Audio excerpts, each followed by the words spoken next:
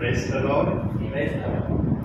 प्रभूच्या नावाला धन्यवाद असो. प्रियांनो, ही सुंदरशी देव बाप्पाने केली. प्रियांनो, या मीटिंगचा अध्यक्ष प्रभू आहे.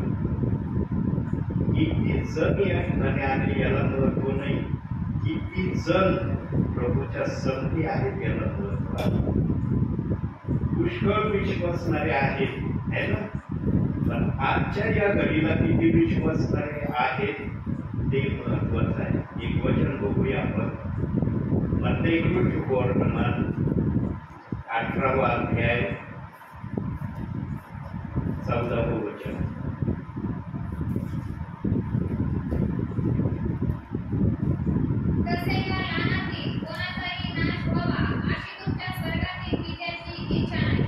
या कारणास्तव देव बाप आज या ठिकाणी आला. असं नाही की तुम्हाला वचन माहिती नाही किंवा तुम्ही वचनापासून अपरिचित आहात. तुम्हाला वचन माहित आहे. प्रियांनो, देवाचा आत्मा या समयामध्ये इतका बेचैन आपल्या प्रियजनांच्या गाठी भेटी घेण्यासाठी तो वेळेकड पाहत नाही. मी दुपारी जवळजवळ 12 पावणे 12ला घर सोडलेलं आहे. वडाळा, नेवासा फाटा आणि आता भानस हिवरेज या ठिकाणी मी आहे. 12 वाजता घर सोडलेला व्यक्ती पावणे 7 वाजता या ठिकाणी आला. म्हणजे एवढा वेळ देवाच्या सेवकांनी कुठं घालवला. आणि फक्त 2 गावं मी केले, नेवासा फाटा आणि वडाळा. वडाळा या ठिकाणी संदेश रेकॉर्ड झाला. नेवासा फाटा या ठिकाणी देव बाप्पाने संदेश रेकॉर्ड करण्याची प्रेरणा दिली नाही. मी संदेश रेकॉर्ड केला नाही, कारण ते नवीन प्रियजन मला आता जस्ट भेटलेले आहेत. कोणाला रेकॉर्डिंग आवडते, कोणाला आवडत नाही, त्याचा प्रश्न असतो. जे माझे ओळखीचे प्रियजन आहेत त्या ठिकाणी रेकॉर्डिंग करायला ते हरकत घेत नाही. आणि याला आपलं चर्च आहे, या ठिकाणी तर प्रश्न येतच नाही कोणत्या गोष्टीचा. प्रियांनो, हा एक विचार सांगितला, हे संदेशाचं वचन नाही की आज देव बाप्पाच्या मनामध्ये आपल्या विश्वासणाऱ्यांच्या प्रती काय आहे ते वचनातून प्रभूंनी दाखवलं. आता आपण गाऊया संदेशाचं वचन. गाऊया त्यासाठी 20 पत्र 5वा अध्याय 16वे वचन.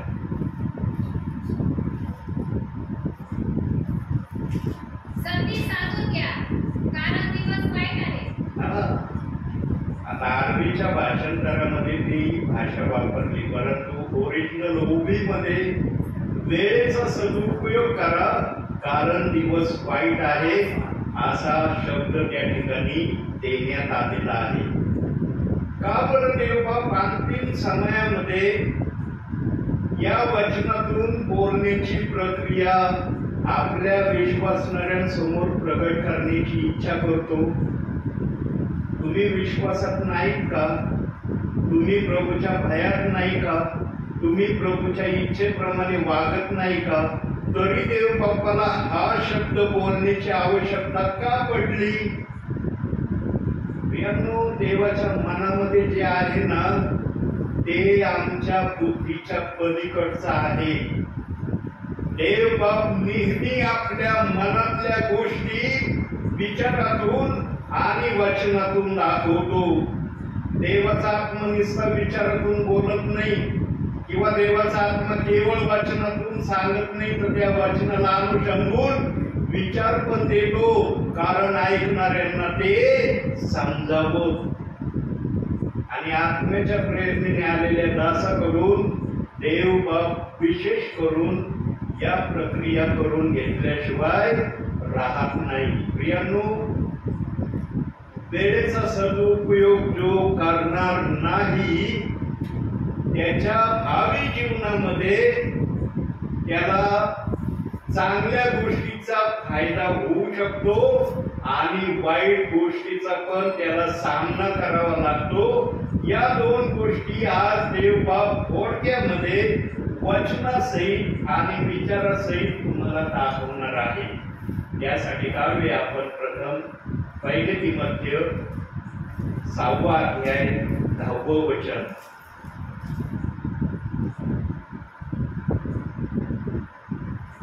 पहिले तिमोथेय 6वा अध्याय 10वं वचन.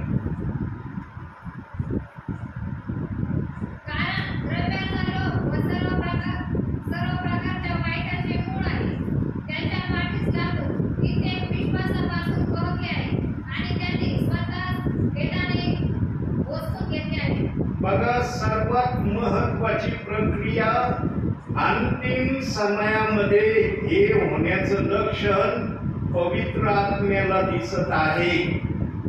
कारण विश्वासणारा जो पण याच्या नादी लागेल त्याला देवाच्या वचनाची रुची राहणार नाही.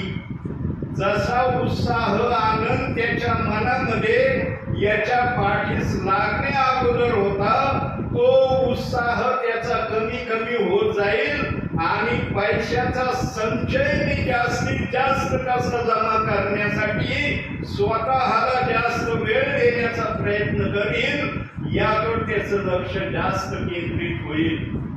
प्रियांनो, आमच्या परिवारामध्ये जर एखादा मुलगा घोडसळा असला तर घरातले प्रियजन जाणतात, हा घोडसळ याच्यापासून जरा सावध राहा, याने काही केलं तर याचं बर्दाश्त करा. आई वडील म्हणतात का त्यांनी काय केलं लगेच मारा. आई बापांच्या इच्छेच्या बाहेर जर एखादी घटना त्यांनी केली तर आई बाप मारू शकतात, परंतु दुसरे एवढे मारायला पुरत नाही. यामुळे जर आई बापा शिवाय मुलाला मारण्याची दुसरी हिंमत करत नाही, मग सांगा, जो देवबाप आम्हाला सांभाळण्याची इच्छा ठेवतो त्याच्या इच्छेच्या बाहेर आम्ही जर गेलो, दुसऱ्याने जर आमच्यावर हात चालवला तर देवबापाला चांगलं वाटेल का? सैतानाने आमच्यावर हात चालवावा हे देवबापाला मान्य होईल का? प्रियांनो, देवबाप आमची इतकी काळजी घेतो किंवा इतकी काळजी घेण्याचा तो नेहमी प्रयत्न करतो, तो स्वतःच्या जीवावर जेवढी प्रीती करत नाही त्याच्यापेक्षा काही गुन्ह्यामध्ये तो आमच्यावर प्रीती करतो. आम्ही त्याला सोडण्याचा नेहमी प्रयास करतो. बघा, जीवनामध्ये कधी कधी अशा घटना येतात की आम्हाला कधी कधी देवाविरुद्ध वागण्यासाठी आम्ही धाडस करण्यासाठी माघार घेत नाही. ज्या वेळेला आम्हाला विचार येत नाही आम्ही देवबाप्पाचे लोक आहोत, हे करण्यामध्ये देवबाप्पाला राग येईल किंवा देवबाप आमच्यावर रागवेल, आम्ही विसरून जातो. प्रियांनो, जीवनामध्ये जो व्यक्ती देवाच्या सांगण्याप्रमाणे चालण्यामध्ये धन्यता मानेल ना, त्याला देवबाप कधीच आपल्यापासून दूर करणार नाही. बघा, एक वचन दाखवतो. नीतिसूत्रे 19वा अध्याय 23वा वचन. काय लिहिलंय तिथं?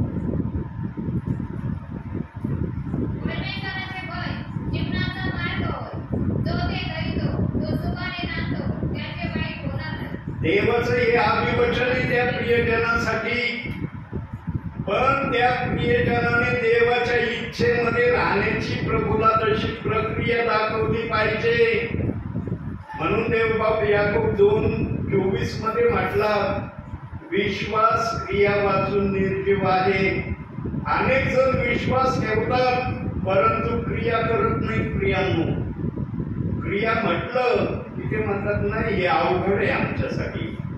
प्रियांनो, ख्रिस्ती जीवनामध्ये कोणतीच गोष्ट अवघड नाही जर आम्ही देवाच्या इच्छेप्रमाणे करण्यासाठी स्वतःला देवाच्या हातात दिलं तर. जर दिलं नाही तर मग आम्हाला विविध तऱ्हेच्या घटनांना सामोरं जावं लागेल. आणि जो कोणी द्रव्याच्या नादी लागला आहे त्याची आत्मिक जीवनाची पडझड त्याने सुरू केली हे निश्चित आहे. ती पडझड त्याला जरी ताबडतोब दिसली नाही, पण काही दिवसांनी काही महिन्यांनी त्याच्यामध्ये नेहमी त्याला दिसेल, पूर्वी मी काय करत होतो, आज मी काय करत आहे. पूर्वी मी देवाच्या योजनेच्या बाहेर जात बाहेर सहजरित्या जातो, कारण मला ते द्रव्य प्राप्त करायचंय आणि त्या द्रव्याला मिळवण्यासाठी या गोष्टीकडे दुर्लक्ष करण्यासाठी मला माघार घ्यावा लागत आहे. जीवनामध्ये व्यक्तीने कधीच देवाच्या विरोधात चालू नये प्रियांनो. मी नेहमी माझ्या संदेशात सांगत राहतो, जीवनामध्ये सर्वांच्या विरोधात वागा. जीवनामध्ये तुम्हाला ज्याच्या विरुद्ध जे करण्याची इच्छा होईल ते करण्याचं धाडस एखाद्या वेळेस दाखवा, पण देवाच्या विरोधात वागण्याचं धाडस कधीच दाखवू नका. कधीच देवाच्या इच्छेविरुद्ध चालण्यासाठी स्वतःला सामोरं जाण्यासाठी सज्ज ठेवू नका. नेहमी देवाच्या भयात राहा म्हणून शब्द आला त्या ठिकाणी. नीतिसूत्र 19:23 मध्ये परमेश्वराचं भय जो धरतो तो सुखाने नांदतो, आनंदाने राहतो, त्याचं कधीच वाईट होणार नाही. हे साधारण व्यक्तीचे शब्द नाही, सर्व समर्थ देवाचे शब्द आहेत. आणि जो सर्व समर्थ देव असं बोलतो तो तसं करून दाखवतो. त्याच्यामध्ये बोलण्याची जर क्रिया आहे तर त्याच्यामध्ये करण्याची पण क्रिया आहे. पण काही ख्रिस्ती म्हणवणाऱ्या विश्वासणाऱ्यांमध्ये बोलण्याची प्रक्रिया फार आहे, पण करण्याची प्रक्रिया तेवढी दिसत नाही जेवढी आम्ही अपेक्षा त्यांच्याकडून करतो. ज्याला त्याला वाटतं हे अपेक्षा करतात तर यांना पैशाची अपेक्षा आहे की काय. प्रियांनो, पैशाला देव बाप्पाने कोणतीही जागा दिली नाही, म्हणून अंतिम समयामध्ये द्रव्याच्या नादी काही जण लागतील हे देव बाप्पाला आपल्या समयात दिसलं होतं. आणि जे त्याला त्या समयात दिसलं होतं ते या समयामध्ये पवित्र आत्मा सांगत आहे. पण ऐकायला प्रियजन किती तास. प्रियांनो, देवाचा आत्मा एक विश्वासणाऱ्याला सांगण्याची इच्छा ठेवतो आणि तेच तो सांगतो जे हजारो लोकांना सांगण्याची त्याची इच्छा असते. म्हणून सुरुवातीचं वचन आपण पाहिलं, या दानातील एकाचाही नाश होऊ नये अशी तुमच्या स्वर्गातील पित्याची इच्छा नाही. प्रियांनो, देवाच्या मनामध्ये ना असा विचाराचा संग्रह आहे आणि अशा वचनांचा खजिना त्याने आमच्या हातात दिलाय. फक्त पवित्र आत्मा आमच्या बरोबर असणं महत्वाचं आहे. पवित्र आत्म्याशिवाय आम्हाला हे समजू शकत नाही. पवित्र आत्म्याशिवाय आम्हाला नीटनेटकं कोणी सांगू शकत नाही. प्रियांनो, विश्वासणाऱ्यांना एक कृपादान प्रभूंनी प्रदान केलंय, पण किती विश्वासणारे ते कृपादान आजच्या समयात वापरीत आहे. जे त्याच्यामध्ये असतील त्यांनाच ती भाषा कळेल, जे त्याच्यामध्ये नसतील त्यांना संधी आहे. प्रियांनो, माझ्या आता जे मागील काही संदेश आलेले आहेत त्याच्यामध्ये पवित्र आत्मा प्रामुख्याने हे वाक्य बोलत आहे. विश्वासणाऱ्यांसाठी बोलणारा सेवक असो, सेविका असो, ब्रदर असो, ते काय बोलतात, कसं बोलतात, जे बोलत आहे त्याला वचन दाखवतात का, याकडे विश्वासणाऱ्याने बारकाईने लक्ष दिलं पाहिजे. जो नुसते विचार सांगतो वचन दाखवित नाही त्याचा काही उपयोग नाही. जो नुसतं वचन दाखवतो त्या वचनानुसार बोलणं प्रगट करत नाही त्याचं पण बोलणं काही महत्वाचं नाही. दोन्ही गोष्टी जो सांगतो तो सेवक असो, सेविका असो या ब्रदर असो, आत्म्याच्या प्रेरणेने बोलत आहे. हे पवित्र आत्म्याचं विधान आहे. म्हणून पाऊल आपल्या सेवा कार्यामध्ये बोलला, मी आत्म्याचा संदेश देईल, मी बुद्धीचा देईल. बुद्धीचा संदेश फक्त त्यांना ओळखता येईल प्रियांनो जे वचनाप्रमाणे चालण्याची प्रक्रिया प्रत्येक दिवशी प्रभूला दाखवतात आणि वचन वाचतात. इथं वाचणारे किती हात वर करा. वाचता येतं, बाकीच्यांना येत नाही वाचता, ठीक आहे. प्रियांनो, वाचणाऱ्यांपेक्षा न वाचणाऱ्यांना देव बाप्पाने मोठा आशीर्वाद द्यायचं ठरवलेलं आहे. का देव बाप्पाने असं ठरवलंय? कारण वाचणारा व्यक्ती वाचून समजू शकतो, परंतु न वाचणाऱ्या व्यक्तीला कुणी वाचून जर दाखवलं नाही तर त्याला काय कळणार आहे? कळलं का काही? हा जर वाचून घेतलं कोणाकडून तर त्यांना समजेल की याच्यात काय आम्ही ऐकलं. पण वाचून दाखवणारे नसले तर त्यांना कळलं का काही? पण वाचणारा व्यक्ती कधी पण बायबल उघडून वाचू शकतो. त्याला प्रॉब्लेम आहे का? देव बाप्पाने अशी सक्ती केली का? दिवसातून एकदाच बायबलला हात लावायचं, वचन वाचलं की पुन्हा त्याला टच करायचा नाही. एकदाच प्रार्थना केली की पुन्हा प्रार्थना करायला तुम्हाला चान्स नाही, संधी नाही. दिले का असं? बघा वचनात काय दिले पाहूया जरा. पहिले थेसलकरांचं पत्र 5वा अध्याय, थेसलकरांचं कलसेकराच्या नंतर 5वा अध्याय 20वे वचन बघा. 5वा अध्याय 20वे वचन.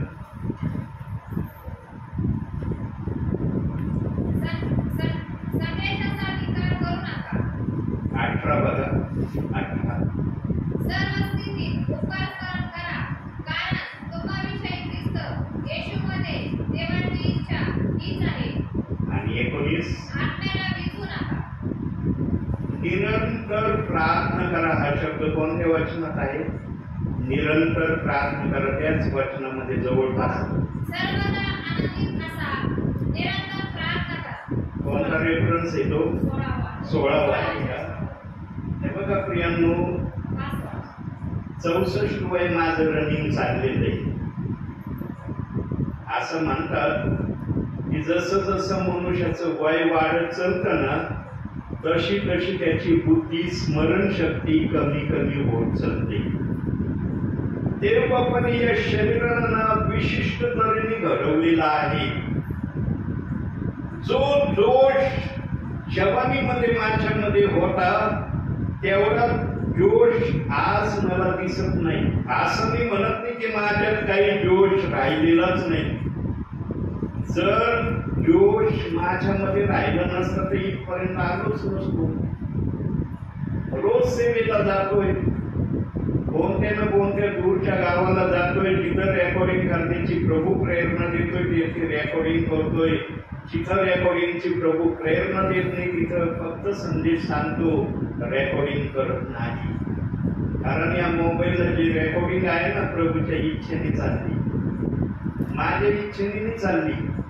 आणि प्रभूला मी सांगितलं, देव बाप्पा मला कदापि उंच करण्याची इच्छा तू घेऊ नको. माझ्याजवळ काय? मी आज उद्या नाही, आता दिसतोय काही क्षणात या जगात मी नाही. माझं अस्तित्व कधी खतम होणार आहे, पण तुझं अस्तित्व पृथ्वीवर पण आहे, स्वर्गात पण आहे. आमचं अस्तित्व फक्त तू जोपर्यंत आम्हाला चालवित आहे तोपर्यंत आम्हाला अस्तित्व आहे. तू आम्हाला काढून घेतलं, संपलो आम्ही. कालच्या संदेशामध्ये मी बोललेलो आहे आणि तो संदेश आज मी टाकला दुपारी वडाळा या ठिकाणातून. सर्वांना टाकला, ब्रदरांना पण टाकला. आलेवर तिथं मी बोललो, मागच्या वर्षी सैतानाने 4 वेळेस मला मारण्याचा प्रयत्न केला. 4थ्या वेळेस त्याने अशा इराद्याने हल्ला केला की आता हा यातून वाचणारच नाही, याला वाचताच येणार नाही. याने किती पण प्रयत्न केले, याचे प्रयत्न सफल होणार नाही. आणि मला पण 100 वाटलं तसं. उड्डाण पुलावर नगर या ठिकाणी 50च्या स्पीडने आगरकर माळ्यामध्ये प्रार्थनेला चाललो होतो. 24 डिसेंबरची तारीख होती, दुपारचा 1:30चा वेळ होता. 50च्या स्पीडने उड्डाण पुलावर मी होतो. अचानक चायनीज माझ्या गळ्याच्या भोवती आला. कुणी पतंग उडवीत होतं वाटतं. आणि त्या पतंगाचा मांजा माझ्या गळ्याला आला. सुरुवातीला मला कळलं नाही की तो मांजा आहे म्हणून. मला वाटलं किडा चाललाय.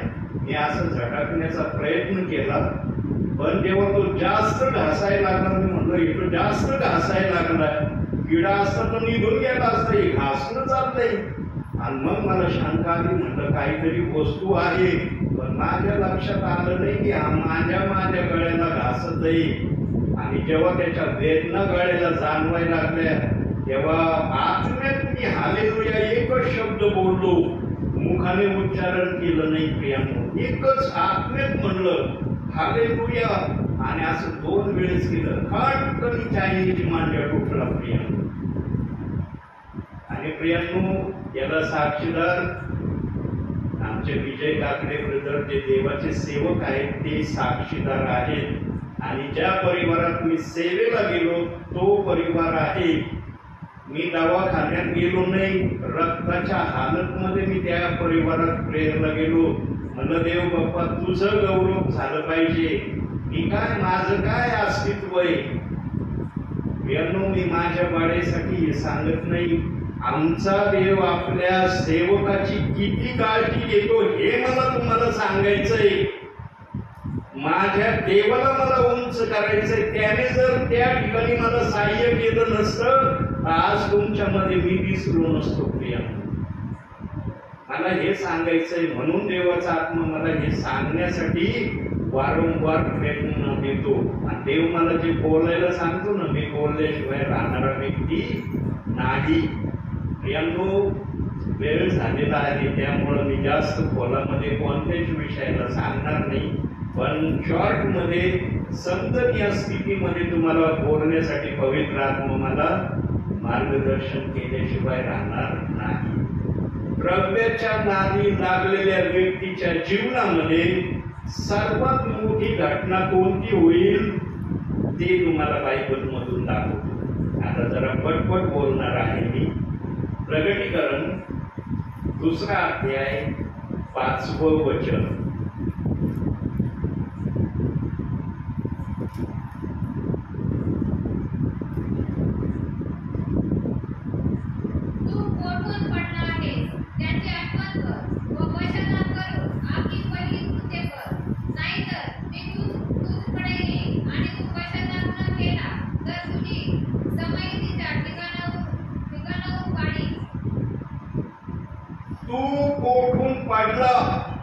पडण्याचं कारण असतं द्रव्याचा मोह. द्रव्याच्या नादी लागून देवाचं वचनच सांगतंय अनेक जण देवापासून, विश्वासापासून दूर गेले आहेत. पण काही विश्वासणारे त्याच्याही पुढे जाणार आहेत आणि ते देवापासून पूर्णपणे दूर जाण्याच्या प्रयत्नाला देखील माघार घेणार नाही. इतका वाईट आहे हा द्रव्याचा मोह. प्रियांनो, पैशाचा गुणधर्म काय माहिती का? पैशाला जोडणं पण कळतं, पैशाला तोडणं पण कळतं. हे परिवारामध्ये विशेष करून अनुभवायस कळतं. ज्या परिवारामध्ये 3 भावांच्या 3 जर पत्नी असल्या ना, त्या ठिकाणी या गोष्टीचा चांगला अनुभव येतो की पैसा जोडितो कसा, पैसा तोडितो कसा. ज्या परिवारामध्ये एकच वारस असतो ना, त्या ठिकाणी बहुतेक या गोष्टीचा अनुभव येत नाही. कारण त्या प्रक्रिया करणारा कुणी नसतोच. तोच एकटा हकदार मालक असतो, त्याला चॅलेंज करणारं कुणी नसतं. पण ज्या परिवारामध्ये 3 जण असतील ना, त्या ठिकाणी बघा परिस्थिती काय असते. प्रियांनो, पैसा इतका वाईट आहे. तो एखाद्याचं घर बसवण्याचं पण सामर्थ्य ठेवतो आणि एखाद्याचं घर उजाडण्याचं पण सामर्थ्य ठेवतो. तो माणसात बसण्यासही लोकांना सज्ज करू शकतो आणि तो माणसातून माणसाला उठवण्यास देखील माघार घेऊ शकत नाही. असं या पैशाचा गुणधर्म आहे. आणि जो या पैशाच्या गुणधर्मामध्ये गुंतला तो देवापासून जायला पण वेळ आली तर माघार घेणार नाही. काही जणांना वाटतं देवापासून दूर जाणं म्हणजे काय, त्याने देवाचं नाव घेणं सोडून दिलं, मग देवाला त्याने सोडून दिलं. देवाच्या भाषेत असे देव त्या गोष्टीला नाही मानेल. जो देवाच्या वचनाप्रमाणे चालण्यासाठी नीट वागत नाही तो पाडला आहे देवाच्या नजरेमध्ये. देव नेहमी आपल्या पद्धतीने आपलं वाक्य विश्वासणाऱ्यांना सांगतो, पण आमची बुद्धी आपल्या पद्धतीने आम्हाला सांगते, अरे हो देवाला मागित नाही ना, देवावर विश्वास ठेवत नाही ना, हा पाडला. असं देव कधीच पडणं म्हणत नाही. ज्या मुखाने येशू ख्रिस्ताला ज्यांनी प्रभू म्हणून स्वीकारले ना, त्या व्यक्तींचा नाश देव बाप कदापिही करणार नाही. कोणत्याही सबबीवर त्यांचा नाश होणार नाही, पण ते प्रियजन स्वर्गात पण खात्रीने जाणार नाही. काही जण जाणार नाही, जे वचनाप्रमाणे चालत नाही त्यांचं जाणं होणार नाही.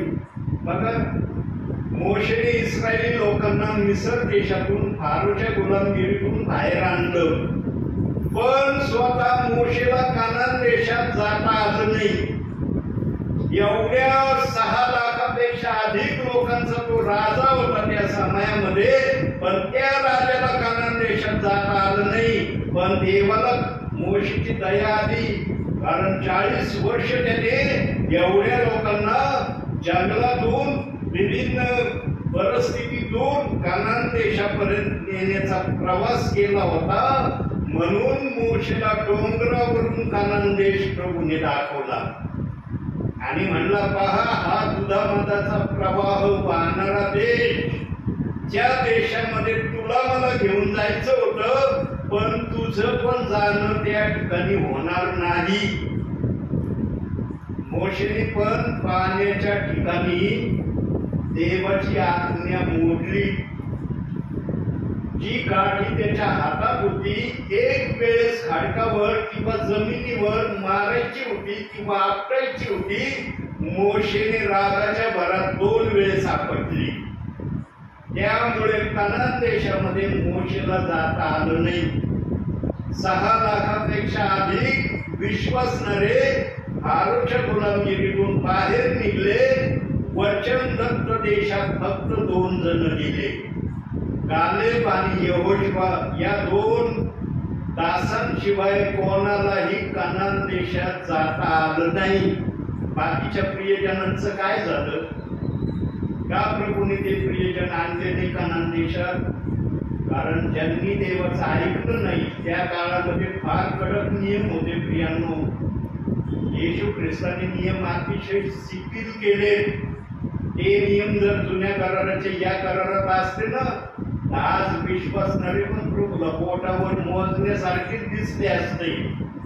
प्रभूला हा शब्दच लिहावा नाही लागला असता. बायबलमध्ये मत्ते 22:14 बोलवलेले पुष्कळ आहे, निवडलेले थोडे आहे. हा शब्दच प्रभूला वगळावा लागला असता बायबलमधून. पण येशू ख्रिस्ताने नियमामध्ये फार शिथिलता आणली. म्हणून आज आम्ही पाहतो विश्वासणारे भरपूर आहेत, पण त्यामध्ये देवाच्या सांगण्याप्रमाणे चालणारे विश्वासणारे तुम्ही बसलेले आहात. म्हणता येईल ना तुम्हाला? आहे ना खात्री? देवाचा आत्मा देतोय ना शाश्वती, की तुम्ही वचनाप्रमाणे चालण्यासाठी स्वतःला तयार केला आहे. मूल जन्मल्याबरोबर पळायला लागतं का? पाहिलं का कोणत्या बहिणीने बाळाला जन्म दिला लगेच पळायला लागलं? पाळता पाळताच लगेच ते सुज्ञानी पण झालं, अज्ञान कोणही पळून गेलं त्याचं. पाळता पाळताच दिसलं असं. माझ्या मागील संदेशामध्ये बायबलमध्ये बाप्तिस्माचे 2 वचन प्रभूंनी का ठेवले, कशासाठी ठेवले?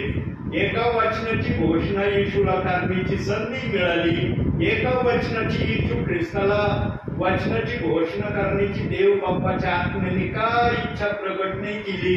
सगळे विषय मागील संदेशात सांगितले आहे.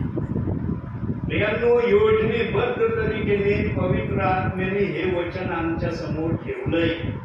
फक्त आम्ही याला कसं आत्मसात करतो, कसं या वचनाप्रमाणे चालण्यासाठी स्वतःला तयार करतो. ज्या ज्या गोष्टी प्रभूने सांगितल्या की ह्या नका करू, त्या करा. किती जण करतात, किती जण नाही करत, सगळ्याचा लेखाजोखा वर आहे. इथं आपल्या चातुर्याने प्रत्येक जण आपली हुशारीने आपले गुन्हे लपवू शकतो. वरती नाही लपवले जाणार. वरती पिक्चर कोण होणार आहे तुमचा? आज जो पिक्चर ऑफ आहे ना इथं विश्वासणाऱ्यांपासून, वरती कोण होणार आहे तू? पहा काय केलं तू पृथ्वीवर.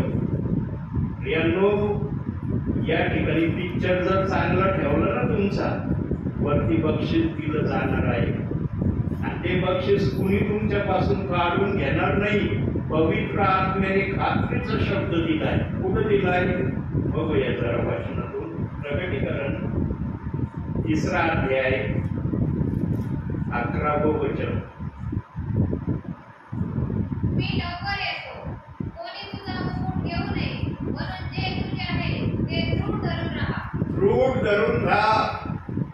आता चांगलं दृढ धरून राहायचं का वाईट दृढ धरून राहायचं हे तुमच्यावर प्रभूने सोपवलंय. पण देवाचं वचन तर सांगते चांगलं दृढ धरून राहा, म्हणजे वरती तुमचा मुकुट कुणी तुमच्यापासून काढून घेणार नाही. पण जर इथं तुम्ही वाईट केलं तर तुमच्या नावावरचा मुकुट दुसऱ्याला दिला जाईल. ध्यानात ठेवा.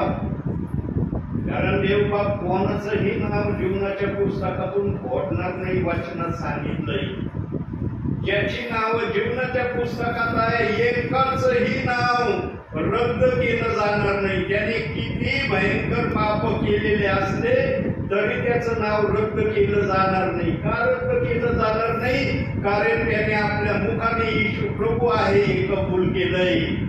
देवाने त्याला मेलेल्यातून उठवलंय. त्याने आमच्यासाठी वधस्तंभावर प्राण दिलाय. असा विश्वास त्याने हृदयात ठेवलाय. म्हणून देवाने त्याला तारण हा मुकुट दिलाय. जो देवावर विश्वास ठेवणारा आहे तो कदापि नरकात जाणार नाही. पण मी बऱ्याच ठिकाणी ऐकलंय प्रियांनो, स्वतः मी ऐकलंय. मी दुसऱ्याच्या सांगण्यावरून कधीच संदेशात बोलत नाही आणि पवित्र आत्मा मला ती परवानगी पण देत नाही की दुसऱ्याचं ऐकलंय आणि पवित्र आत्मेतून सांगायला लागलाय. मी जे अनुभवलंय तेच पवित्र आत्मा मला बोलण्यासाठी प्रयत्न देतो. मी अनेक सेवकांच्या मुखातून ऐकलंय, अनेक सेवकांच्या मुखातून ऐकलंय बोलवलेला नरकात जाणार. म्हणून प्रत्येक जण स्वतःला निवडलेलाच म्हणतोय. बोलवलेला कुणीच म्हणायला आज तयार होत नाही. ही माणसाची परिभाषा झाली. पण देवाच्या नजरेमध्ये निवडलेला बोलवलेल्याची परिभाषा वेगळी आहे. काय परिभाषा आहे देवाच्या नजरेमध्ये, आत्म्याच्या नजरेमध्ये? जो बायबलच्या कोणत्याच वचनाला, कोणत्या शब्दाला दोष लावित नाही, संपूर्ण बायबल पूर्णपणे पाळण्याचा प्रयत्न करतो, देवाचा आत्मा त्याला निवडलेला म्हणतो. जो कुणी बायबलच्या एखाद्या शब्दाला, एखाद्या वचनाला दोष लावतो, देवाचा आत्मा त्याला बोलवलेला म्हणतो. आणि देवाने त्याचा पुरावा बायबल मध्ये दिलाय. तो पुरावा पण तुम्हाला दाखवतो. प्रकटीकरण 22 अध्याय 18-19 बघा, सबळ पुरावा पवित्र आत्म्याचा. त्या संदेशाची संदेश वचने ऐकणाऱ्या प्रत्येकाला मी निश्चयपूर्वक सांगतो की जो कोणी यात वर घालील त्यावर या पुस्तकात दिलेल्या पीडा देवाने, आणि जो कोणी या संदेशाच्या पुस्तकातील वचनातून काही काढून टाकील त्याचा वाटा या पुस्तकात वर्णिलेल्या जीवनी झाडातून व पवित्र नगरातून देव काढून टाकणार आहे. इथं म्हटलं नाही सेवक काढून टाकणार आहे, देव काढून टाकणार आहे. जीवनाच्या झाडावरचं फळे खायला भेटणार नाही. आज या फळाविषयी पण निरनिराळे विधान ऐकण्यात येतात. बरेच गोष्टी सांगतात ते फळ म्हणजे काय, त्या फळाचा अर्थ काय, न जाणं काय काय सांगतात. देवाने फळ म्हटलं फळच मानावं लागल, त्याच्यात भर नका टाकू. ते फळ म्हणजे काय ते सांग किती, ते रहस्याचं आहे ते न जाणं काय काय बोलतात. देवाने जसं सांगितलं आम्ही तसंच घेतलं पाहिजे. फळ खायला नाही मिळणार संपला विषय. पवित्र मंदिर म्हणजे स्वर्ग आहे ना, वरती मंदिर. पवित्र मंदिर म्हणजे काय, ते स्वर्ग आहे, तिथं जाणं होणार नाही. आणि पहिली शिक्षा आहे, जर काही काढून टाकलं तर पीडा येतील तुमच्यावर. इतकं देवाने आपल्या पवित्र वचनाला सुरक्षित ठेवलंय. पण आज काही प्रियजन प्रेषितांची कृत्ये 2 अध्याय 38 वचनाच्या विरोधात काही बोलतात. जे तोंडातून शब्द निघतील ते बोलण्याची हिंमत करतात, मागच घेत नाही. त्यांना वाटतं आलेल्या सेवकाला आम्ही बोलतो. अरे आलेला सेवक कोणाच्या नावाने आलाय? तो स्वतःच्या नावाने आलाय का? कोणाच्या नावाने आलाय? तुमच्या घरामध्ये प्रभू येशू ख्रिस्ताच्या नावाने आलाय. आणि प्रभू येशू ख्रिस्ताचा निरोप तुम्हाला तो सांगणार आहे, तुम्ही ऐकायला तयार होत नाही. याच्यामध्ये सेवकाची चुकी आहे का? समजूच नाही राहिले विश्वासणारे काही. मागील संदेशामध्ये ऐका जरासं, रिपिटेशन करणं पवित्र आत्म्याला पण बरं वाटत नाही कुठं कुठं. माझे मागचे संदेश ध्यान देऊन ऐका, या विषयावर पवित्र आत्मा कसा बोललाय. प्रियांनो, सगळ्याच्या विरोधाचा देवाच्या विरोधात जाऊ नका. म्हणून पेत्राला देव बाप्पाच्या आत्म्याने का निवडलं? कारण लीडर बोलणारा होता तो, कुणालाच घाबरत नव्हता.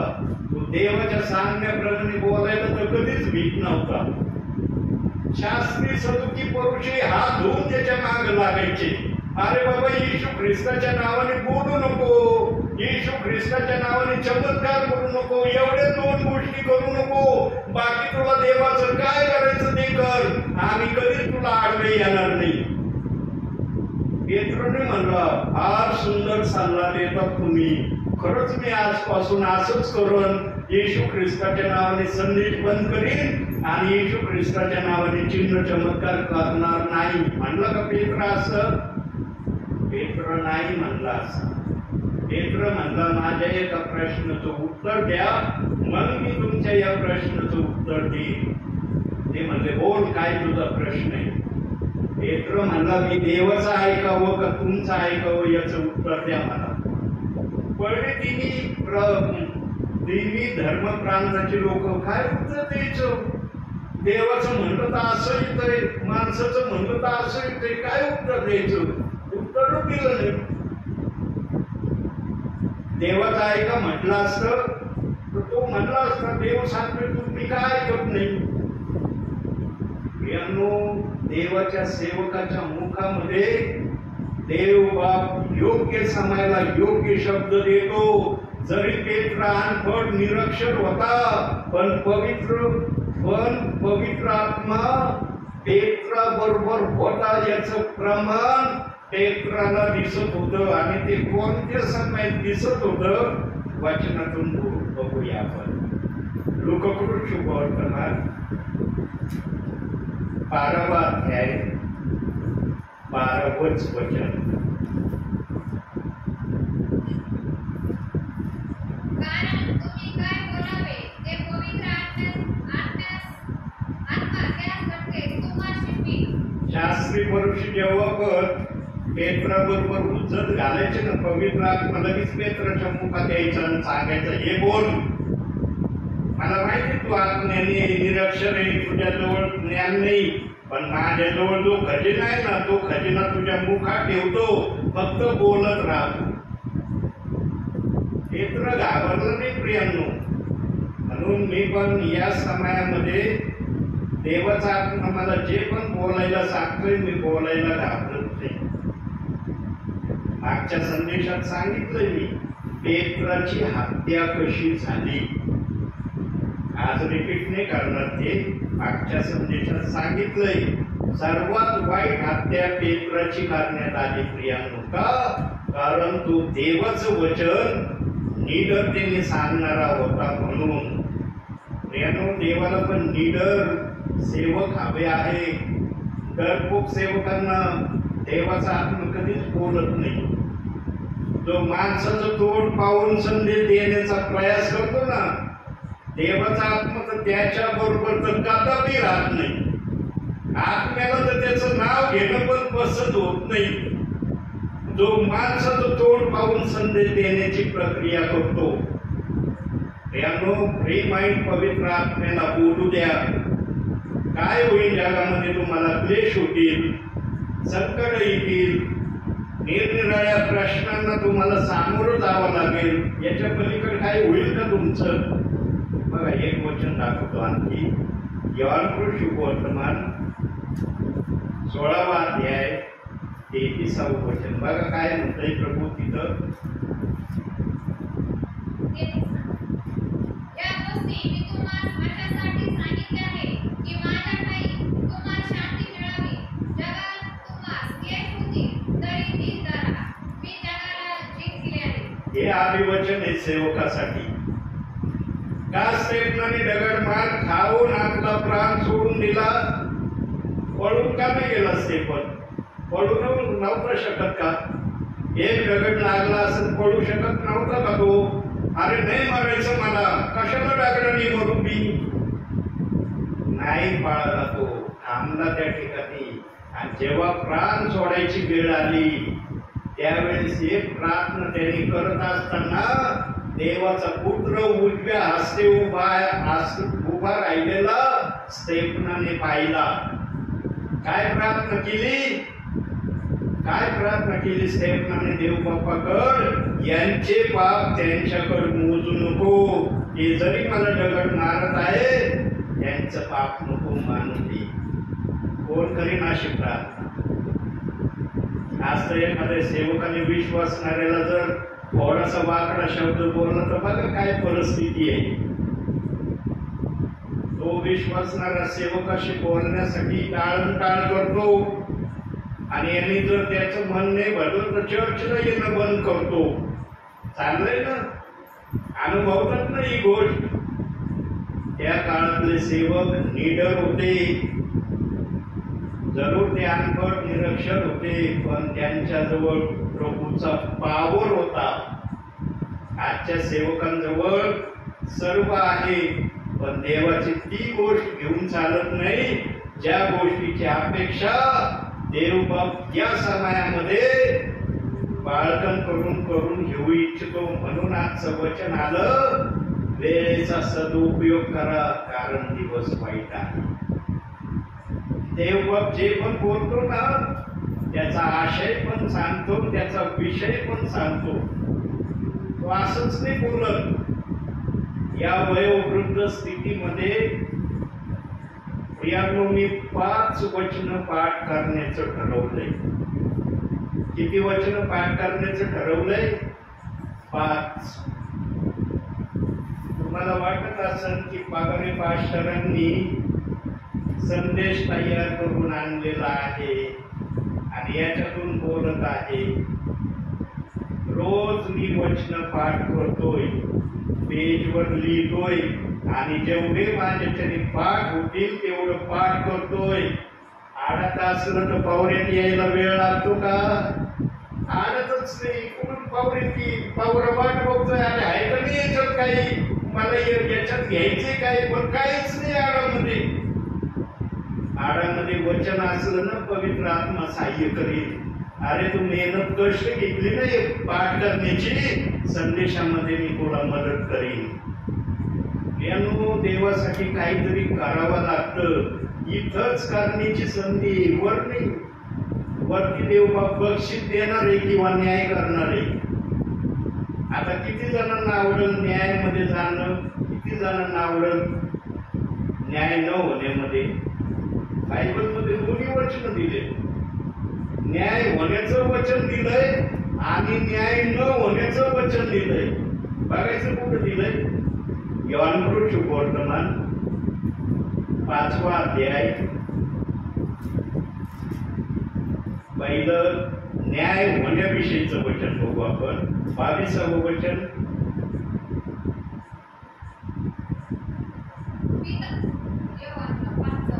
हो.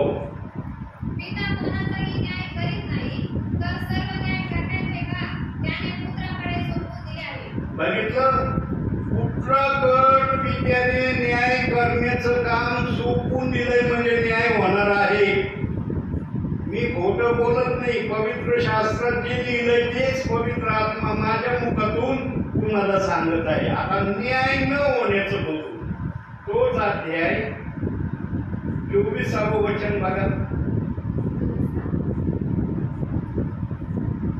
मी तुम्हाला कधीच सांगतो, जो माझ्या वचना ऐकतो व ज्याने मला पाठविले त्याचवर विश्वास ठेवतो, त्याला सार्वकालिक जीवन प्राप्त झाले आहे आणि त्यावर न्यायाचा प्रसंग येणार नाही.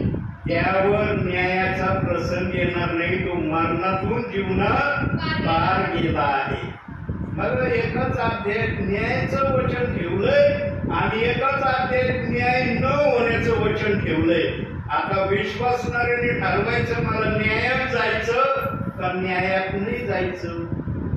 म्हणून बायबलमध्ये 2 बाप्तिस्मेचे वचन आहे. एका वचनामध्ये न्याय होणार आहे, एका वचनामध्ये न्याय होणार नाही. आणि दोन्ही वचन जे धरून चालतात त्यांना तर देव बाप्पाने स्वर्गामध्ये मुकुट द्यायचं ठरवलंय. आता तुम्हाला कोणती गोष्ट आवडेल. आज बघा काही जुनं मत्ते 28:19 बाप्तिस्मा घेतल्यावर म्हणतात आता मी बाप्तिस्मा घेणार नाही. मत्ते 28:19 7 वेळेस जरी बाप्तिस्मा घ्यायची वेळ आली ना, माघार नाही घेत. त्यावेळेला नाही म्हणतात एकदा झालं ना, आता परत कसं काय घ्यायचा याच वचनाचा बाप्तिस्मा. तेव्हा 2 नाही गणत, ते एकच गणतात. हे काही विश्वासणाऱ्यांच्या मुखातून मी स्वतः ऐकलं की मत्ते 28:19 मी 7 वेळेस बाप्तिस्मा घेतला. मला सर्वात चांगलं काम केलं. 7 वेळेस बाप्तिस्मा घेतला. पहिल्या बाप्तिस्मेने मन नाही भरलं, दुसऱ्याने पण एवढं नाही भरलं, 7व्या वेळेस घेतल्यावरच मन भरलं असं. पण प्रेषितांची कृत्य 2 अध्याय 38 वचनच होतं. नाही 2 होतात ना मग. आणि मग ते 28:19 7 घेतली तरी ते 7 नाही बनत, ते एकच बनत. ही आहे विश्वासणाऱ्याची आजची कंडिशन. विश्वासणाऱ्याला वाटतं मी स्वर्गात सहज जाणार आहे. इतकं सहज स्वर्गात प्रभू पण घेणार नाही. पेत्राला उभं दरवाजावर उभं नाही ठेवलं. कशाला उभं केलंय? स्वर्गातून काही चोरून येणार होते का म्हणून चौकीदार म्हणून उभं केले त्याला तिथं. स्वर्गातही चोरी होणार होती का? जसं जगामध्ये बघा असतात ना, आहे ना माहिती तुम्हाला, सांगायची गरज आहे का? राखवालदार त्यासाठी असतो, रक्षण करण्यासाठी. स्वर्गाचं रक्षण व्हावं म्हणून पेत्राला उभं केलंय का स्वर्गाच्या दरवाजावर? त्याच्यासाठी उभं नाही केलं. कोण वचनाप्रमाणे वागलाय, कोण वचनाप्रमाणे नाही वागलं ना. वचनाप्रमाणे वागणाऱ्याला आत सोडा, वचनाप्रमाणे न वागणाऱ्याला बाहेर थांबवा. याच्यासाठी उपाय तो तिथं. पवित्र आत्मा जेव्हा बोलतो ना, तो आपल्या मनातलं सांगतो, माझ्या मनातलं नाही सांगत. काय म्हणतो अहो काय ते मनातले विचार सांगतात ते. अरे इतका ज्ञानी लागून गेला तर तो मनातले विचार सांगायला. इतकी त्याची बुद्धी तेच झाली का पवित्र मंदिरात देवाच्या समक्षतेमध्ये तो आपल्या मनातले विचार सांगायला. तो आज काही पण बोललं जात. म्हणून मध्ये 5:10 मध्ये सांगितलंय, 11 मध्ये पण सांगितलंय. देवाने खबरदारीचे इशारे वचनामध्ये देऊन ठेवले प्रियांनो. फक्त सेवकाला ते माहीत असले पाहिजे. काय लिहिले खबरदारीचे इशारे बघूया. मध्ये 5, 10, 11.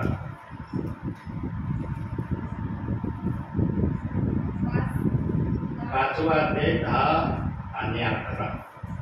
धार्मिकतेकरिता ज्यांचा छळ झाला आहे ते धन्य, कारण स्वर्गाचे राज्य त्यांचे आहे.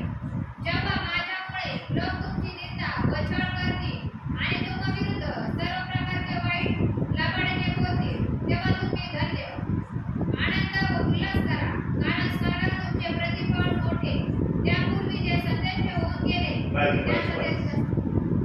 हे आहे देवाचं बोलणं. जो देवासाठी सहन करतो ना, देव बाप्पाने त्याला धन्यतेचा मुकुट घालून आशीर्वादित केलंय. पण इतकं सोपं नाही ना कुणी कोणाच्या विरुद्ध बोलायला लागल्यावर गप्प राहणं. आज बघा कुणी हो म्हणलं की तुला उभे राहते, पण नाही म्हणत मी कोण आहे, अरे देवाचं लेकरू आहे, सेवक आहे, मला कसं हे बोललं पाहिजे. काही जण ते परत बोलायची हिंमत ठेवतात. मी जरा देवाला बाजूला ठेवतो, जरा दाखवतो आता माझा इसका काय. याला असं मी शब्द ऐकलेले आहेत. मी जे पण बोलतो ना ते मी अनुभवलंय म्हणून बोलतोय आणि पवित्र आत्मा मान्यता देतोय म्हणून तुम्ही ऐकता. मी जर त्या अनुभवात नसतो ना, पवित्र आत्मा माहिती अरे हो गेला नाही, त्याला बोलू देणार नाही हे वाक्य. कोण कोणत्या अनुभवात देवाने मला दिलंय, देवबाप या समयात दाखवतो. प्रत्येक संदेशात काही ना काही माझ्या अनुभवाचं वाक्य देवबाप प्रकट करतोय प्रियांनो. म्हणून देवाचे सेवक नीडर पाहिजे, माणसाचं तोड पाहून बोलणारे नसले पाहिजे. हे असले की असा संदेश, की असला की तसा संदेश. पवित्र आत्मा असं सेवकाला चालवतो. शिष्यगण असे चालले पवित्र आत्म्याच्या प्रेरणेने. जगाची उलटा पालट नाव त्यांना ना सहजसहजीने मिळाली, तसे झळ खाल्ली त्यांनी आणि स्वतःचे प्राण त्यांनी दिले प्रभूसाठी. आम्हाला तर एखादा शब्द बरदाश्त होत नाही. आमची कंडिशन अशी आहे, आम्ही देवाचे सेवक म्हणतो स्वतःला. विश्वासणारे एखादा वाकडा शब्द बोलला ना, बघा सेवक कसं उत्तर देतो. मी स्वतः अनुभवलंय, स्वतः कानाने ऐकलंय, स्वतः सेवक डोळ्याने पाहिलंय. म्हणून हे पवित्र आत्मा माझ्या मुखातून सांगत आहे. देवाचा संदेश सुधारण्यासाठी असतो, देवाचा संदेश बिघडण्यासाठी नसतो. ध्यानात ठेवा. कधी पण विश्वासनाने हे लक्षात ठेवा, संदेश सुधारण्यासाठी असतो. आणि जो सेवक सुधारण्यासाठी संदेश देत नाही, मग तो सेवक काय बोलतो तुम्ही समजून घ्या. जो सेवक सुधारण्यासाठी बोलतो त्याच्यातून पवित्र आत्मा बोलतो. मग तो कसं बोलून ते ऐकणाऱ्यांना कळतं आणि बोलणाऱ्याला पण कळतं. आणि एक गोष्ट लक्षात ठेवा, तुमच्या माहितीसाठी सांगतो, यापूर्वी सांगितलं पण माइंड फ्रेश व्हावं म्हणून रिपीट मध्ये सांगतोय. पवित्र आत्मा संदेश प्रथम बोलणाऱ्यासाठी आहे, प्रथम त्याच्यासाठी आहे, नंतर ऐकणाऱ्यांसाठी आहे. कधी कधी सेवकाला वाटतं मी फार धुतलेल्या तांदळासारखा स्वच्छ आहे, हे बसलेत ना हे दोषे नाही म्हणून मी बोलत आहे. पवित्र आत्मा अशी भाषा बोलतच नाही. पवित्र आत्म्याला माहिती कुणी धुतलेल्या तांदळासारखे नाही. सेवकाला सुद्धा देवाचा आत्मा धुतलेल्या तांदळामध्ये स्वच्छ नाही यात बघितो. म्हणून संदेश प्रथम सेवकाला, नंतर विश्वासणाऱ्याला. ही बात लक्षात ठेवा सदैव. प्रियांनो, आता तुम्हाला दाखवलं की द्रव्याच्या नादी लागल्यावर काय परिणाम होतात. आता जो द्रव्याच्या नादी लागत नाही तो काय करतो, थोडक्यात आपण काढूया त्यासाठी बटन. दोन गोष्टी म्हणलो ना, एक गोष्ट सांगितली, आता दुसरी गोष्ट अतिशय थोडक्यात सांगतो. टिप्पेकराचं पत्र, पहिला अध्याय 21 वचन.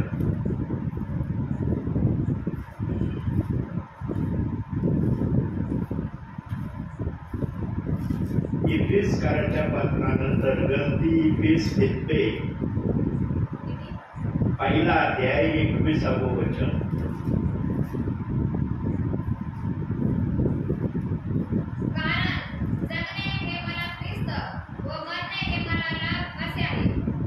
ज्याच्या डोक्यामध्ये, ज्याच्या बुद्धीमध्ये, ज्याच्या आत्म्यामध्ये पैशाचा मोह नाही, त्याच्या जीवनामध्ये प्रभूसाठी अशी जगण्याची प्रक्रिया असते आणि जे अशा प्रक्रियेमध्ये चालण्याची इच्छा ठेवतात देव बाप्पाचा आत्मा त्यांना सेवक बनवतो, सेविका बनवतो.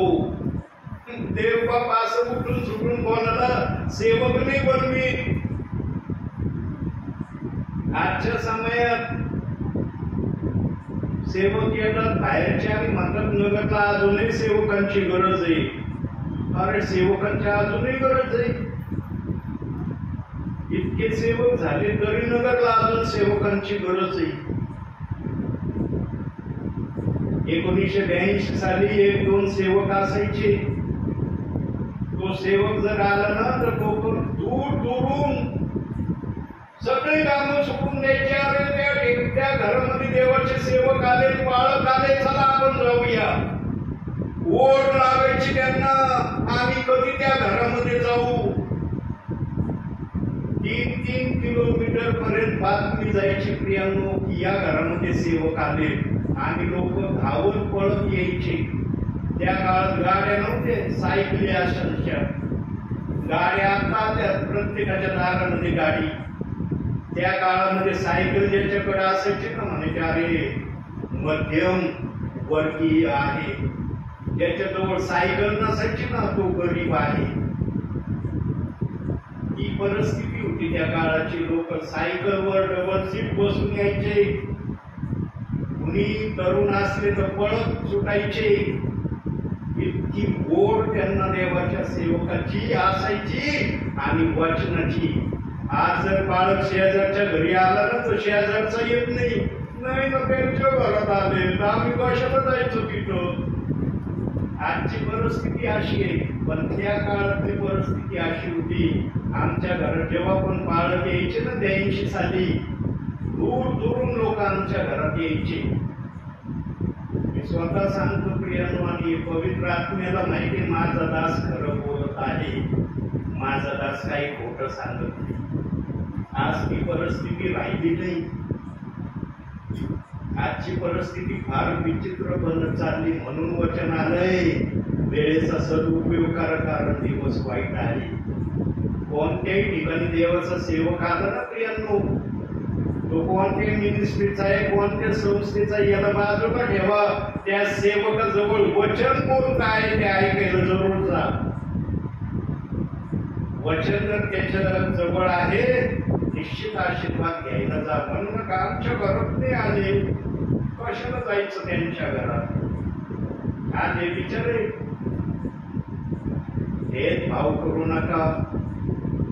देव बाप्पाने जर भेदभाव केला तर प्रियांनो बोटावर मोजण्यासारखे प्रियजन प्रभूला दिसतील. पण प्रभू कधी भेदभाव नाही करत. का नाही करत माहिती का? साहित्य प्रभूनच आहे. अरे प्रभूने भेदभाव करावा म्हणजे हे लोक माझ्याकडे येतील. इथं शिजण्यासारखे टारकळेच उभीत आहे, कुणाला गिळावं. आमचा प्रभू सैतानापासून आपल्या विश्वासणाऱ्याचा बचाव व्हावा म्हणून विश्वासणाऱ्याचे हर एक बात सहन करतो. पण याचा अर्थ असा पण होत नाही की विश्वासणाऱ्याने देवाच्या विरोधात सतत राहावं. दिलंय का बायबलमध्ये असं की विश्वासणाऱ्याने देवाच्या विरोधात सतत चालावं? आजची परिस्थिती काय आहे समजून घ्या प्रियांनो. आज मंडळामध्ये चर्चमध्ये विश्वासणाऱ्यांची संख्या का कमी आहे? कारण देवाच्या सांगण्याने नाही, स्वतःच्या बुद्धीने काही जण चालले म्हणून. नाही माझ्यासारखं नाही बोलत ते, मला आवडणारा संदेश देत नाही. कशाला जाऊ तिथं? रसगुल्ले नाही, गुलाबजामुन नाही भेटत, कशाला मिरची खायला जाऊ तिथं? गुलाबजामुन रसगुल्ल्याने शुगर झाली काही जणांना. मिरची खाल्ली ना रक्ताला बळ येतं, ताकद येते. आणि रक्त तेच सांगतं जे त्याला करायची इच्छा आहे आणि जे देवाला मान्य आहे. म्हणून प्रियांनो आणखी एखादा 5 मिनिटं अजून बोलतो आणि मग थांबतो मी या ठिकाणी. जगणे हे ख्रिस्त मला, मरणे हा लाभ त्याच व्यक्तीच्या जीवनामध्ये प्रगट होऊ शकतो जो वचनाप्रमाणे चालण्याची प्रक्रिया ठेवतो आणि द्रव्यापासून दूर राहण्याचा सतत प्रयत्न करतो. ज्या विश्वासणाऱ्याने, ज्या सेवकाने आपल्या भावी जीवनामध्ये पैशाचा योग्य उपयोग केला, त्या विश्वासणाऱ्यासारखा, त्या देवाच्या सेवकासारखा हुशार कोणीच नाही असं देव म्हणतो. पण ज्याला पैशाचा उपयोगच करता येत नाही ना, त्याच्यासारखा दुर्भाग्य पण कोणी नाही. ध्यानात ठेवा, देव जर पॉझिटिव्ह बोलतो तर देव निगेटिव्ह पण बोलतो. प्रियांनो, ज्याच्या मनामध्ये जगणे हे ख्रिस्त मला मरणे हा लाभ आहे ना, त्याच्या जीवनातून एक प्रक्रिया देव बाप करण्याचं नेहमी मान्य करतो. आणि ते काय मान्य देव बाप करतो ते तुम्हाला वचनातून दाखवतो. काढूया नीतिसूत्रे, शेवटचं वचन आहे आता 16वा अध्याय, पहिलं वचन.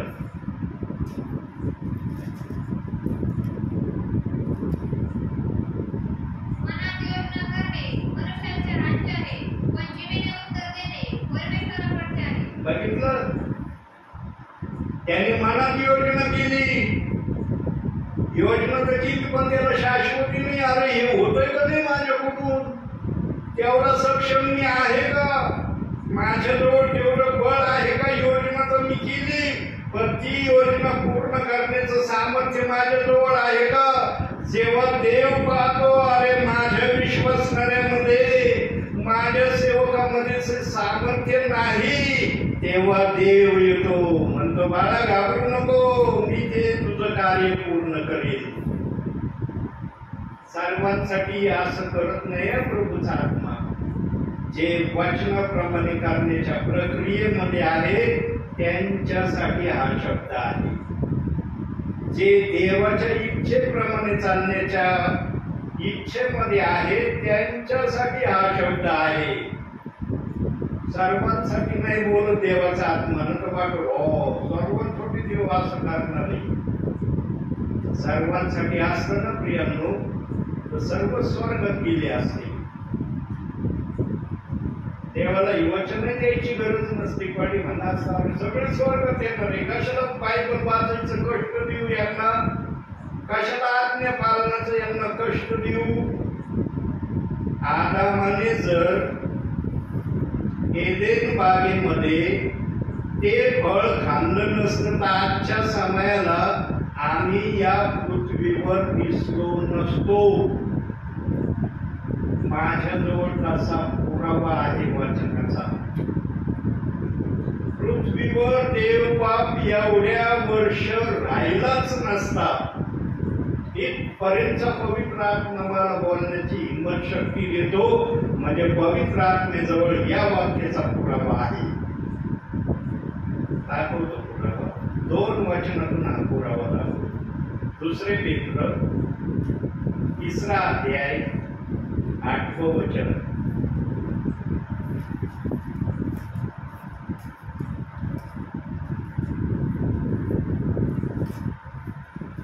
दुसरे पेत्र 3रा अध्याय 8वं वचन. तरी प्रिय बंधूंनो, ही एक गोष्ट तुम्ही विसरू नका की प्रभू एक दिवस 1000 दिवसासारखा आणि 1000 वर्ष एक दिवसासारखा आहे. 1000 वर्ष एक दिवसासारखी आणि एक दिवस 1000 वर्षासारखी. ही भाषा प्रभूची आहे. आता कोणतं वर्ष चाललंय? 6000वं वर्ष चाललंय. कितवं चाललंय? नाही सॉरी, 6000 वर्ष संपले. 7000व्या वर्षात आम्ही प्रवेश केलाय आणि याच्यात प्रवेश करून 24व्या वर्षात आम्ही आलोच. कितीव्या वर्षात आहे? 24व्या.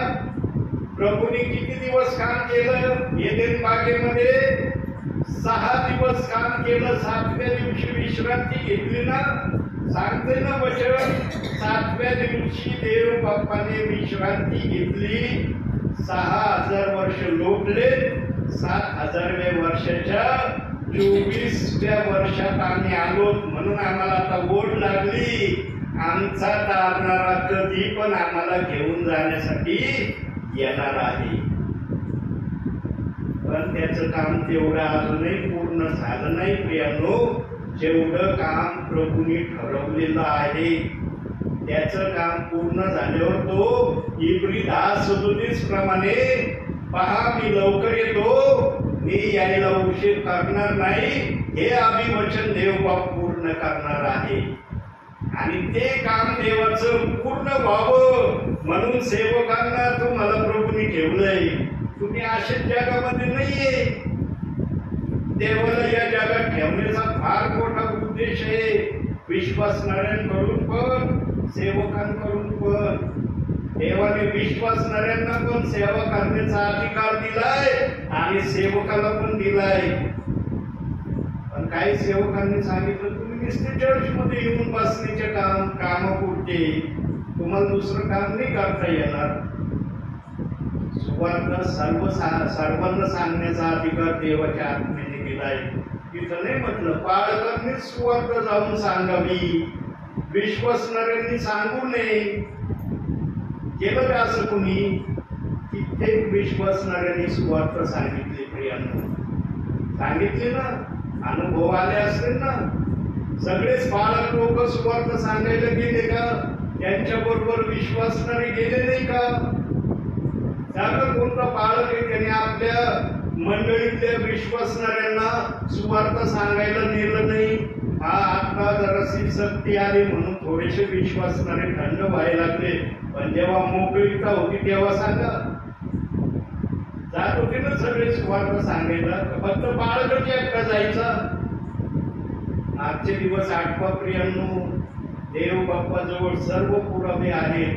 आता दुसरा पुरावा मी म्हटलं ना, देवाचा आत्मा म्हणलं ना की या समयामध्ये आम्ही पृथ्वीवर दिसलो नसतो. एदेन बागेत आदामाने फळ खाल्लं नसतं तर या समयापर्यंत आम्ही आलो नसतो. याचा दुसरा सबळ पुरावा प्रकटीकरण 20 अध्याय 6वं वचन.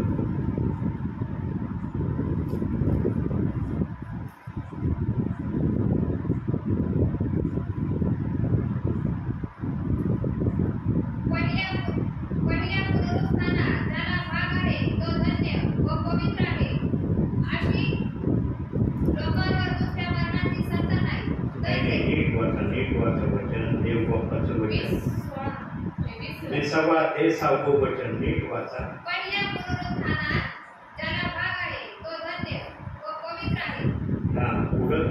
अशा लोकांवर दुसऱ्या मरणाची सत्ता नाही, तर ते देवाचे व ख्रिस्ताचे याचे होतील आणि त्याचबरोबर 1000 वर्ष राज्य करतील. बघितलं देवबाप्पांनी इथं पण 1000 वर्षाचा शब्द उच्चारलाय ना. 6000 वर्षाचा शब्द आलाय का या ठिकाणी? 6000 वर्ष इथं राज्य करायला तो थांबणार आहे. म्हणून मी सांगतो, एदेन बागेमध्ये पाप नसतं झालं ना, आम्ही आजच्या समयामध्ये इथं नसतो. देवाच्या दरबारामध्ये देवाचा जय जयकार करत असलेले आम्ही स्वतःला त्या ठिकाणी अनुभवलं असतं. ज्यांना देव बाप्पाने पाठवायचं ठरवलं होतं तेच तिथं जय जयकार करायला दिसले असते. ज्यांना देव बाप्पाने पाठवलं नसतं ती तिथं दिसले नसते. म्हणून आजच्या प्रक्रियेमध्ये दिसतं ना, किती प्रभूवर विश्वास ठेवणारे आहेत, किती जण प्रभूवर विश्वास ठेवणारे नाही. कळतंय ना तुम्हाला? सांगायची गरज आहे. म्हणून देव बाप्पाने हे बायबल विचारपूर्वक आमच्या हातात दिलंय आणि याला सहाय्यक आमच्यासाठी पवित्र आत्मा दिलाय. ज्याच्या बरोबर पवित्र आत्मा आहे त्यालाच हे बायबल समजेल. ज्याच्या बरोबर पवित्र आत्मा नाही ना त्याला हे बायबल कळणार नाही. तो वाचित जरूर. म्हणून यशाया म्हणला, तुम्ही बघता तर खरं पण तुम्हाला दिसणार नाही, तुम्ही ऐकता तर खरं पण तुम्हाला कळणार नाही. काय यशाया म्हणला असं? देवाचा बोलण्याचा उद्देश आहे, जो हे वाचेल ना त्याला पवित्र आत्मेने सहाय्य करणारा असला तर तो वचन त्याला कळणार आहे. माझ्या भावी काळात मी 2.5 वेळेस फक्त बायबल वाचलंय, पण पण देवाने मला 30% ते बायबल कळू दिलंय, म्हणून मी सेवा करतोय. दिसतोय का कागद वही? जे दाखवलं होतं ते वचन पाठ करण्यासाठी त्याच्यावर शब्दच लिहिलेला आहे, वचन पाठ करा. हे संदेश नाही, वचन पाठ करतोय मी. मला आत्मा जे सांगतो तेच मी बघतो. काही वचन होतात माझ्याच्याने पाठ, काही वचन नाही होत. मी प्रार्थना करतो, देव बाप्पा तुझं हर एक वचन माझ्याकडून पाठ होते. आडत असं तर पावलं टाकलं निघलं बाहेर. आडत नाही काय अडचण तुम्ही? बस पवित्र शास्त्र पण याच्यातून काय घेतलंच नाही. देव म्हणजे याच्यातून घेतलंच नाही. काय बोलू तुझ्या मुखातून? शिष्यांबरोबर पवित्र आत्मा होता. जरी त्यांना काही करता येत नव्हतं ना, पवित्र आत्मा त्यांना चालवायचा, म्हणून त्यांच्याकडून महान सेवा झाली. त्या शिष्यांमुळे आम्ही आज जगात आहोत आणि प्रभूमध्ये आहोत. त्यांनी जर सेवा नसती केली तर आज आम्ही प्रभू दिसलो असतो का? म्हणून प्रियांनो, प्रत्येकाने आपापली पायरी ओळखा की मी प्रभूमध्ये आहे, मला प्रभूसाठी काय करायचंय. म्हणून येशू ख्रिस्त म्हणला, जे जगाचं आहे ते जगाला द्या, जे प्रभूचं आहे ते प्रभूला द्या. आज किती जण प्रभूला देतात? जगाचं देण्यासाठी तर तयारी आहे, वेळेचं भान नाही. मग जगाची तयारीसाठी पुष्कळ वेळ आहे.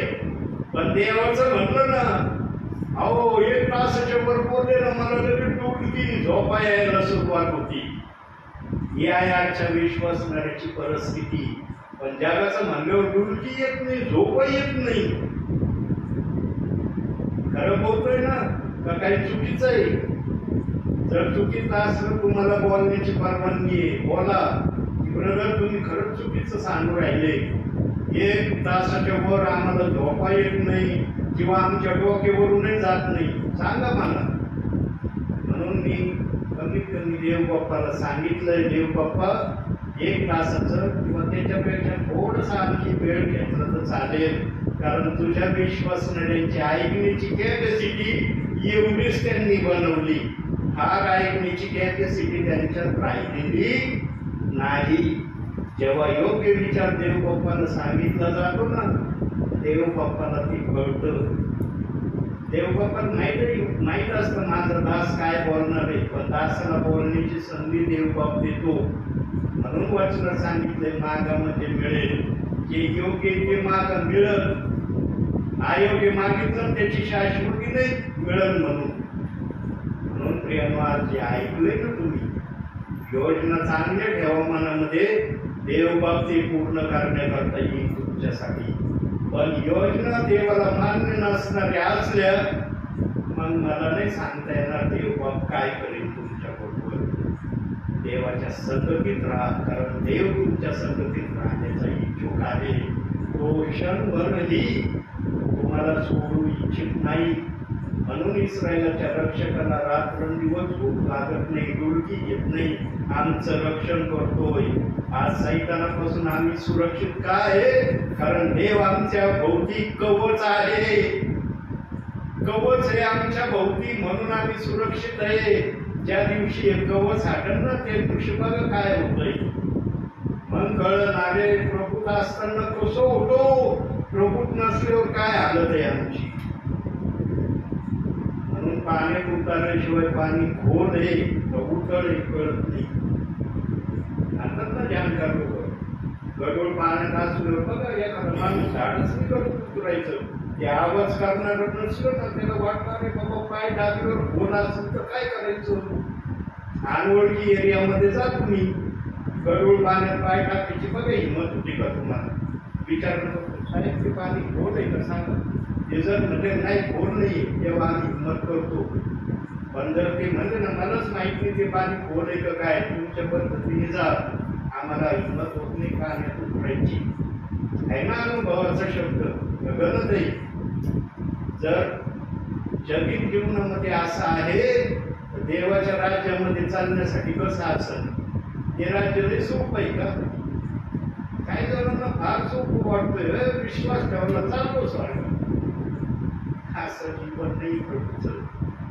शेवटी एक वाक्य करतो, डोळे बंद करा. स्वर्गात जाणं सोपं आहे, स्वर्गात जाणं कठीण आहे. आता तुम्हाला सोप्यामध्ये चालायचं का अवघडामध्ये चालायचं याचा निर्णय तुम्ही स्वतः घ्या. म्हणून आजच्या छोट्याशा संदेशातून देव बाप तुम्हाला आणि मला भरपूर आणि भरपूर आशीर्वाद देऊ. आमेन.